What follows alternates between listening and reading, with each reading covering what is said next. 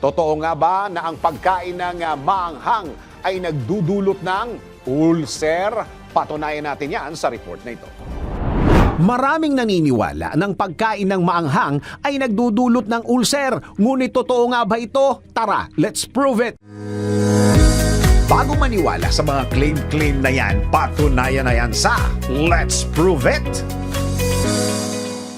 Ayon sa isang pag-aaral mula sa University of Maryland Medical Center, ang sobrang pagkain ng maanghang na pagkain ay maaring nagdudulot ng irritation sa lining ng sikmura, lalo na sa mga taong sensitive ang tiyan. Sinusuportahan ito ni Dr. Peterson Smith, isang gastroenterologist na nagsabing ang capsaicin, ang compound na nagpapaanghang sa sili, ay maaring magpalala ng pamamaga ng tiyan. Dagdag pa rito, ayon kay Dr. David Graham, isang eksperto sa Helicobacter pylori o H. pylori, ay nagsabi na ang pangunahing sanhi ng ulcer ay ang H. pylori bacteria at sobrang paggamit ng anti-inflammatory drugs. Ngunit ang pagkain ng maanghang na pagkain ay maaaring magpalubha sa kondisyon ng mga taong may ulcer na. Kaya't kung may history ka ng ulcer, maring mainam na limitahan ang pagkain ng maanghang upang maiwasan ang hindi ka nais-nais na epekto nito.